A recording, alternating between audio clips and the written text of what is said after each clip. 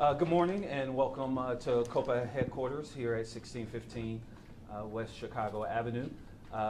We have invited you all to make a public statement regarding a recent investigation and provide an update. My name is Ephraim Edie. I serve as First Deputy Chief Administrator.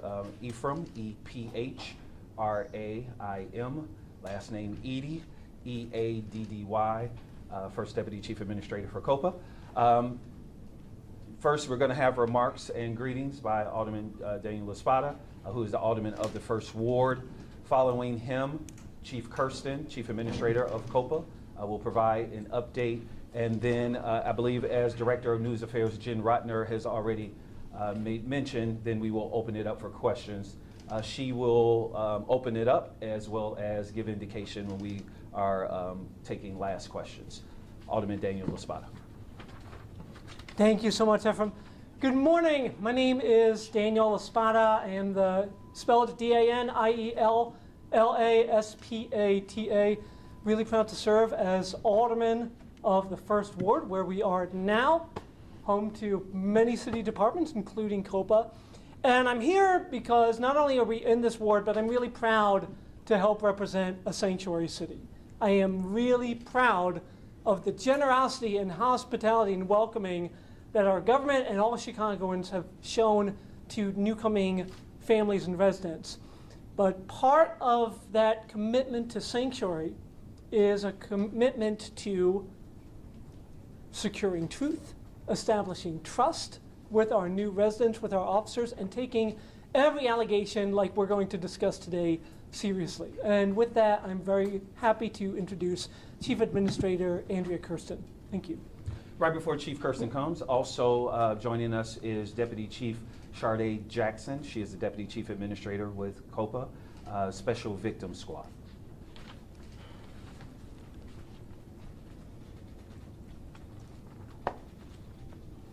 Thank you and good morning. I am here today to provide an update into the investigation into allegations of sexual misconduct in the 10th District against members of the migrant community by various Chicago Police Department members.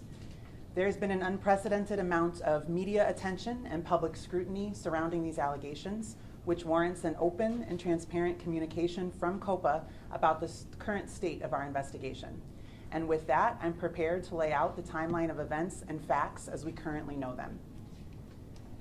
On the evening of Thursday, July 6, 2023, COPA received information regarding an allegation of sexual misconduct involving at least one officer assigned to the 10th District of the Chicago Police Department.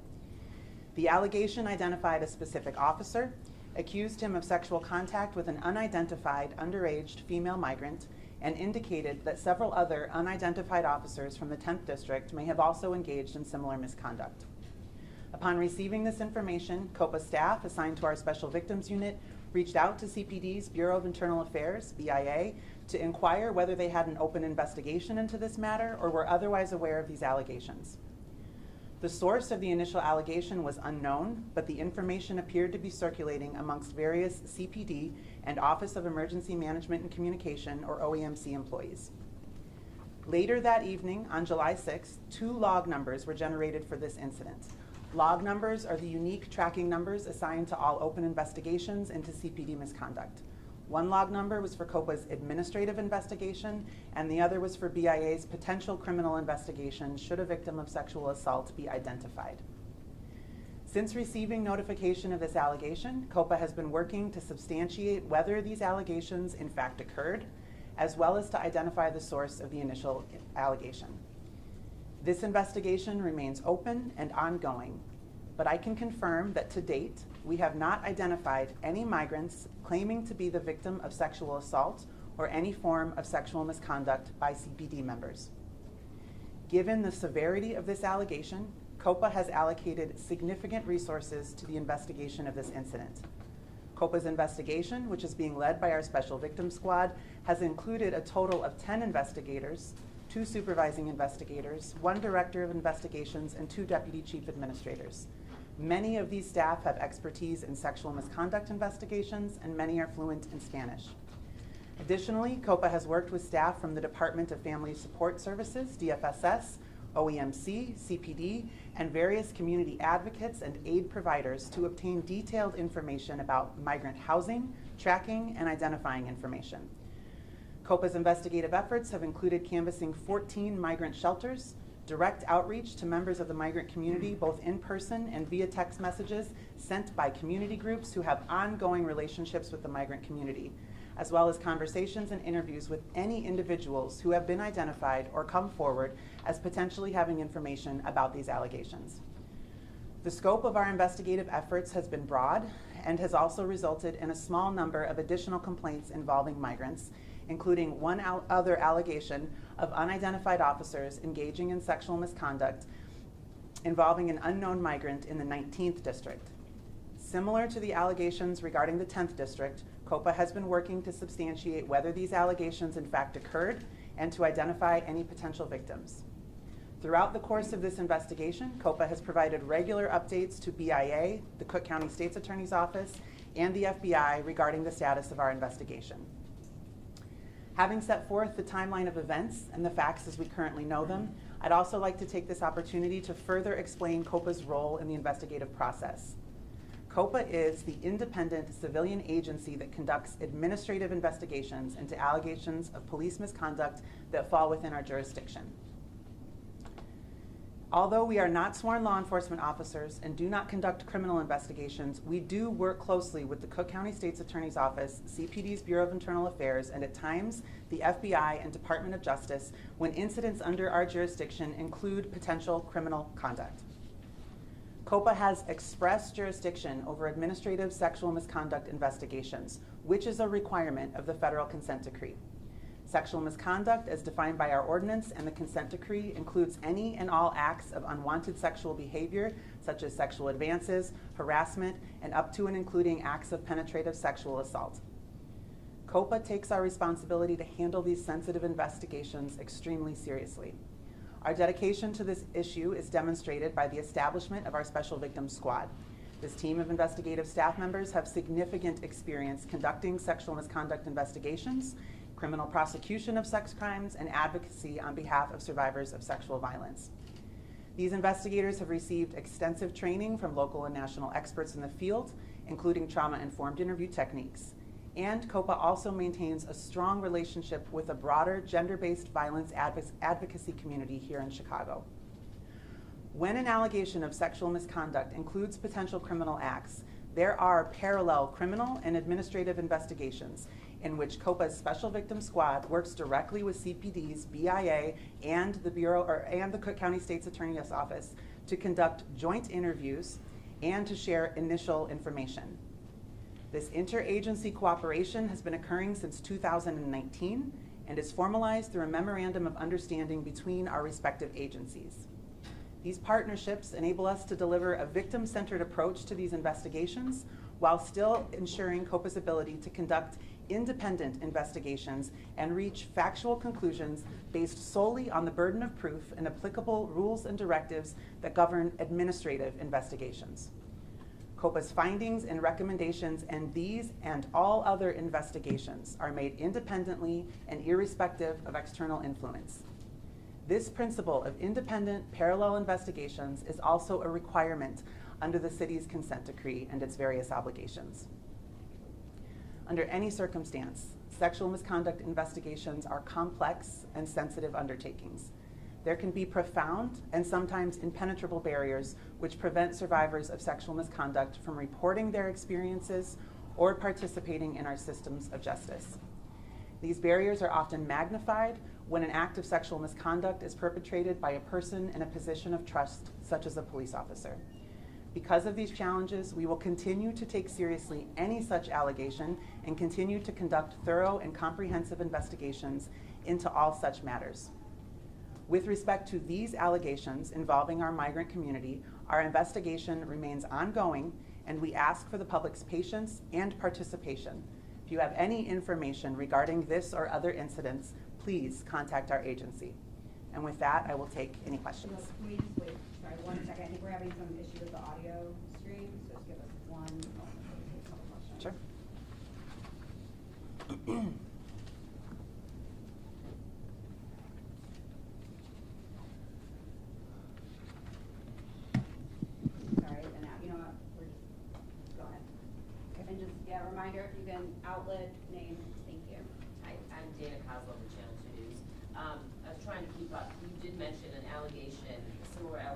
involving an officer in the 19th district. Has that been substantiated, or that is also still being investigated, and same issues, and if there's no identification, that sort of thing? Correct. At this time, we still are working to substantiate whether the acts underlying this allegation in the 19th district in fact occurred, and if so, who any victims of such misconduct are. Those identities are not known. The original complaint, Mike Krauser, WBDM Radio, the original allegations, that came in anonymously, and how was that done? What can you tell us? With limited ability to speak very directly about that, given the ongoing nature of our investigation, I will say it was information that came via fellow city employees. So that's how the disclosure was originally made to our department. In the back. Jim Bailey, Southside Weekly. In addition to these investigations and the one the officer and the 14th, how many investigations does COPA have of officers regarding their behavior towards migrants or volunteers? So in light of this more recent allegation that we're here talking about today, we actually did sort of a comprehensive review going back to 2022 about how many complaints involving migrants we had received, and there are a couple dozen overall total complaints. The incident involving the 10th district and now the 19th are the only that have any sort of sexual misconduct component to them. Of those couple dozen, around mid-20s complaints that we've received of identified migrants, and again, sometimes we receive anonymous complaints about mistreatment, and if a person doesn't choose to identify themselves as a migrant, or the person making a complaint on their behalf didn't identify them as a migrant, our search would not have been able to capture that information. But of the ones that we were able to confirm did involve potential members of the migrant community, only 2 or 3 of them actually fall under COPA's jurisdiction, and the remaining ones were sent to the Bureau of Internal Affairs for their investigation. Chief Kirsten. Right here in the blue. Sean Lewis from WGN. The 10th district, you had a specific officer named. Can you speak to anything that was done as far as speaking to that officer, their co-workers, and then in the 19th district, was there a specific officer named in that, and what was the outcome of that? So those investigative steps with respect to the 10th district and a specifically named officer, they're ongoing. So I can't speak with any level of specificity about that, but interviews and investigative work is ongoing with respect to that. As to the 19th district allegation, as I mentioned in my remarks, that was an unidentified officer and also an unidentified migrant victim. One follow-up to that, and that is the officer, specifically named officer in the 10th, still within police powers and still acting on the streets, or how does it work in this circumstance? Given what we know in our investigation, I do not have sufficient information with which to make any recommendations relating that officer's duty status to the Chicago Police Department. Any questions as to his duty status or where he's presently assigned, I would direct to CPD. Have you recommended any change of assignment or police power status? At this time, we do not have sufficient information to make that recommendation. In the front or in the back? Either. Sarah Schulte, Channel 7. At what point do you close this case? How long do you get it until you say, we can't find a victim and we don't know who the officer is? There is no bright line. There is no specific end date in sight. I will say that because we are still undertaking these investigative interviews, it depends on what comes out of some of those conversations and investigative steps. But we intend to exhaust all efforts. Part of what our focus has been on is really making sure we understand the broad and interagency and interdisciplinary sort of tapestry of resources that are supporting our migrant community to make sure that the message about who we are, what our role is, and how people can contact us is received by the migrant community. That's been obviously a significant barrier potentially, and so that work is really just as important as the actual interviews and investigative steps that are being undertaken. But so as we proceed, we'll know more about what this timeline ultimately will look like. Chief, sorry to make you spell it out. Jessica with ABC7 Chicago. Why provide this update today if all of this is still ongoing and still in flux? Why was it so important for you to come out and talk about this, if you could spell it out for us? I think that there's been significant public discourse on this allegation and significant scrutiny on what is happening in this investigative process, where things are at. When I came into this role, it was on a promise of taking transparency seriously.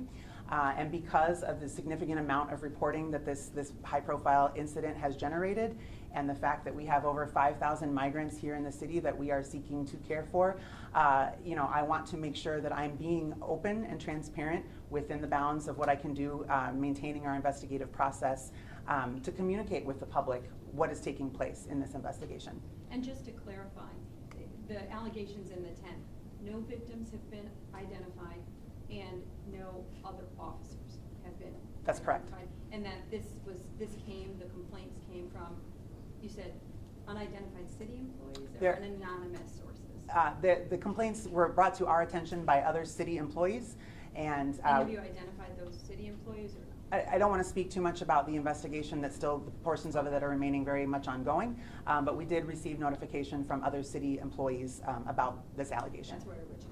Yes. Tom Shibu with Chicago Sun-Times. Do you fear that this sets a precedent, essentially, that in high-profile cases you guys will be forced to come and step before the media and say a high-profile police shooting or things like that, where in the past, the investigation has proceeded much longer before you've done this? I don't fear any such precedents. We have, under my tenure as chief administrator, been more open and transparent in our process with the media than what I think Chicagoans are accustomed to from this agency and from those that came before COPA. So we intend to be as transparent as we can be. For your example, an officer-involved shooting, we are continually providing, whether it's written press updates or other forms of notifying the public about investigations, both in the initial stages and then also when things conclude. Obviously, there are rules around when we can disclose certain pieces of information, and we are always seeking to safeguard our investigative process. But when an allegation like this takes hold of the public conversation and discourse in the way that it has in this instance, I think transparency requires us to have this kind of open conversation.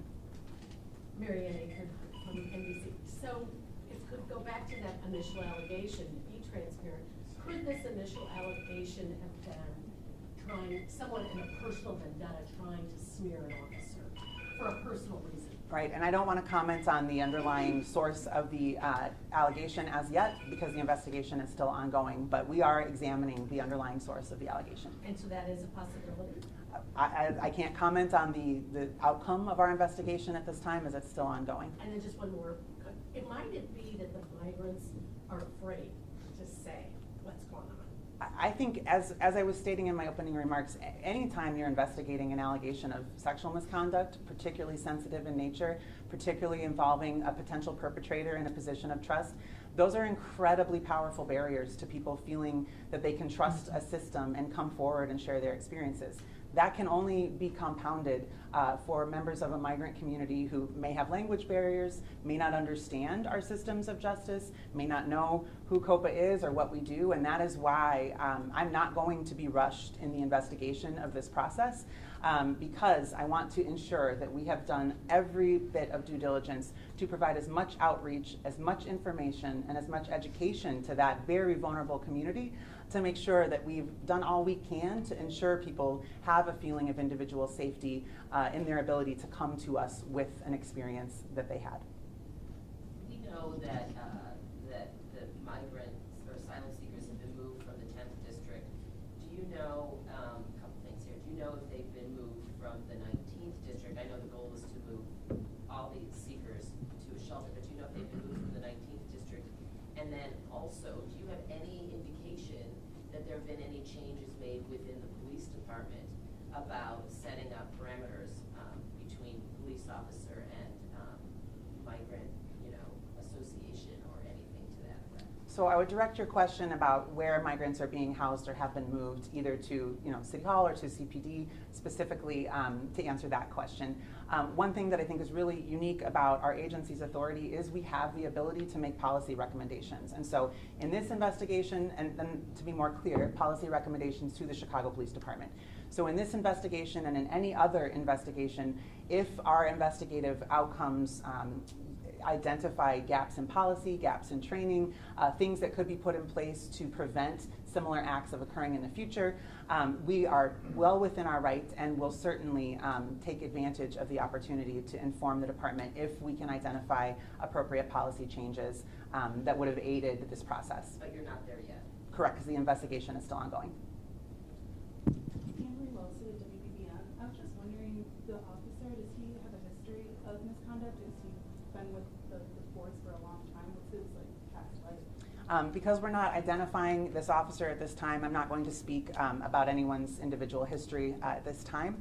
But obviously, as the investigation progresses, we will be as full and in the review of all relevant information as we can be. Forgive me if you've already answered this one. There was a report, besides this one named officer, that there may have been others in the 10th district, and then you talked about the 19th. Can you talk about what your investigation has been able to find? Because obviously you're doing this because the public, things started to become its own animal out there in different online social media outlets. Can you talk about what you may have found beyond this one officer? Because there was a report of it, sometimes 4 officers and then another one. To be very clear, we have not yet identified any individual migrant claiming to either have direct knowledge of or be the victim of any form of sexual misconduct by a member of the Chicago Police Department, to be clear. In the dozens of conversations and interviews that our investigative staff has undertaken, there's been a lot of information provided, some of which has yielded additional complaints, only one other complaint being sexual of nature. That involves the 19th district, as I mentioned. And in the interest of transparency and full reporting on what I can say, we've also encountered a number of members of the migrant community who talk about feeling safe in police departments and appreciating the work of the Chicago police officers that they're interacting with. The migrant community, just like our own, broader Chicago community, people's experiences are their own, and they're not all consistent or the same. So we've certainly talked to people with a wide variety of impressions, experiences, and opinions on this issue, both directly as members of the community as well as people providing aid and support to that community. Outside of the sexual misconduct complaints, what are some of the nature of some of the other complaints? Right, can you name your outlet? Oh, I'm sorry, I said Sarah Schulte, ABC 7. Without getting too specific, we have some sort of verbal abuse type complaints, things involving people's immigration status, et cetera. There's also some potential Fourth Amendment type violations involving migrants that may have been placed under arrest or detained outside of being in the districts, so things of that nature. But the vast majority of complaints have fallen under a category of jurisdiction that is under the purview of the Bureau of Internal Affairs. So I would direct you to CPD for more specific questions about what some of those cases have been. Alex Woodblock from Chicago. So I've been talking to the migrants in the course of my reporting. Some of them have networks outside of the city and outside of the state, and especially if they're living in a police station, if they had access to those kind of resources, they moved out of state. Your canvassing of victims of the migrant community, have you expanded outside of the city and outside of the state, because potentially they could not be in the city at this point? We are taking all possible paths to pursue contacting as many people as we can with respect to this incident. Our efforts started in the last 2 weeks, which is all that we've had to really start to unwind this allegation, have started here locally in Chicago, but we are aware that obviously the migrants don't necessarily stay here in Chicago, and so we will be exploring all possible options if we can identify leads that bear pursuing. Just a couple more questions. Have you talked to Chief Talley? Is there a reason why she wasn't here today? You'd have to direct that question to the Chicago Police Department. Coach Fazio, NBC5. Alderman, I was wondering if you could just talk a little bit more, your reaction now that you've heard all this, and why did you want to be here today? I wanted to be here today because as an individual alderman, as collectively with the city council, I feel like it's always important that we affirm the work that COPA is doing. I trust their work. I feel like it would be a poor choice to leave any investigation in the place of, I don't know. And I know in the absence of clear and accurate information, we get what we find on social media. So even when the point of an update like this is to say the investigation is ongoing, I feel like that's helpful in being truthful and putting out trustworthy information. So that's why this was important to me. Are the accused officers in the 2 districts men? We don't have identified officers with respect to all of these allegations, and I don't want to comment any further on the identity of anyone that we do have with respect to that, as the investigation is still ongoing. We're all good? Yeah. Thank you so much. Thank you very much. Thank you.